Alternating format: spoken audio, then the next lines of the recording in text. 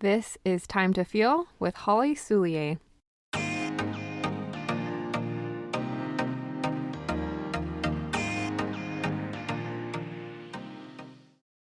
Hey friends, welcome to the second episode of Time to Feel. I'm your hostess, Holly Soulier, and today we're going to talk about how to process your emotions in 3 steps. Before I dive in, I want to start with a disclaimer. Processing your emotions isn't for everyone, so please check with a medical professional to see if it's okay for you. Now, let's get into it. So for me, I kind of bumped into processing my emotions on my own. Let me tell you about it. When I was 23, I moved by myself across the country to Asheville, North Carolina. I was on a mission to get to know who I really was. I had just left Mormonism and wanted to know who I was out of that context, the one I had always known.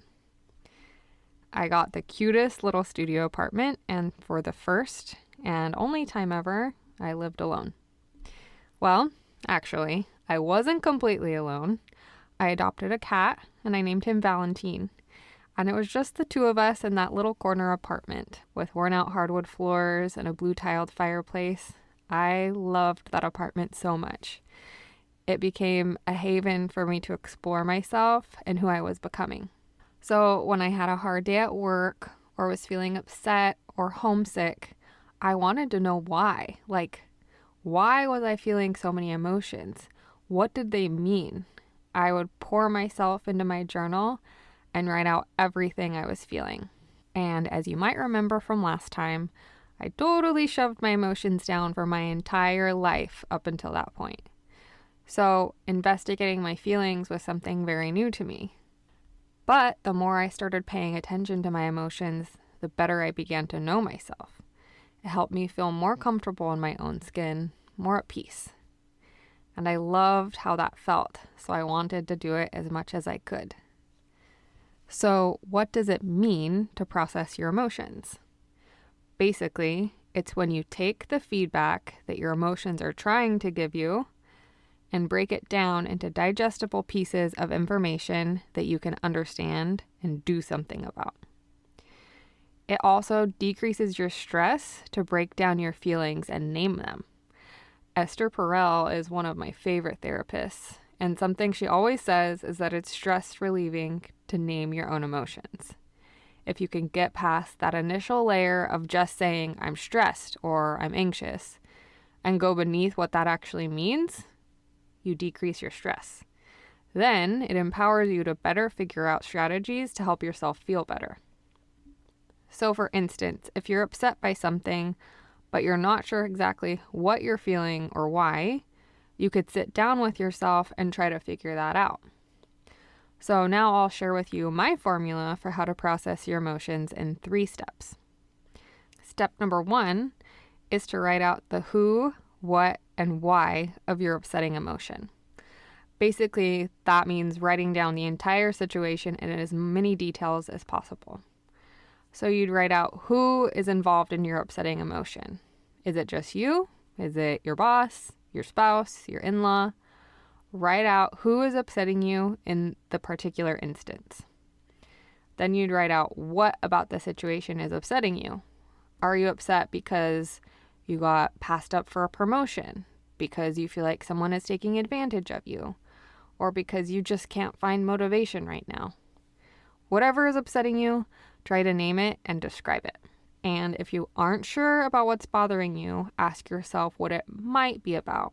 If you did know what was upsetting you, what would that be? So step 1 is to write about what happened, who is involved, and why it upsets you. Then, the second step is to detail how that makes you feel. So, for example, when my boss passed me up for a promotion, it made me feel angry. It made me feel invisible. It made me feel like I don't matter. Or another example, when my in-law ignores my calls, it makes me feel frustrated, confused, or powerless. Or if the upset is with yourself for not having motivation, you'd say, it makes me feel depressed when I can't find motivation. And that makes me feel sad, hopeless, and small. So you just keep writing out all of the emotions, all of the anger, all the upset, all the frustration, anything and everything that you're feeling. Just get it out and write it. So to recap, step 2 is to write out all the emotions that come up for you. Then the third and final step is to decide what you want to do about the situation so that you feel resolved. Now that could mean a lot of things. In the situation where you got passed up for a promotion, what do you need to do to help yourself feel resolved? Does that mean you need to speak to your boss about it? Or does it mean that you need to just feel all the frustration and simply let the feeling pass? Or does it mean that you want to get some more training to up your game at work?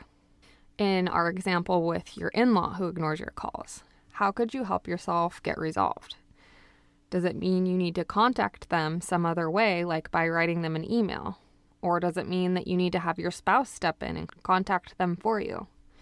Maybe another option could be that you need to assert yourself with them and verbalize a boundary by saying, hey, it doesn't work for me when you ghost me. How can we have better communication channels between us? And in our last example, when you're upset with yourself because you can't seem to find motivation, what could you do to help yourself feel resolved?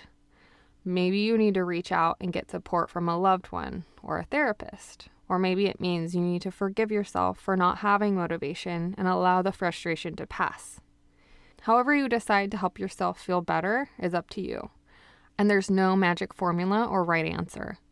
It's all about checking in with yourself to explore what would bring you emotional resolution in the specific upsetting situation.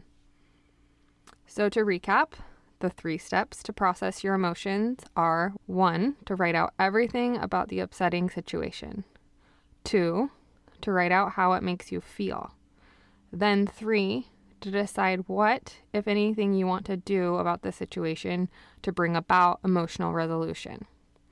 Personally, I find it so exciting that your emotions help guide you forward. The more you tune into what they're telling you, the better you get to know yourself. So that's all for this week's episode. Thanks for listening, and we'll see you next time. If you want more information about how to understand your emotions, check out my ebook and workbook called How to Identify and Process Your Emotions.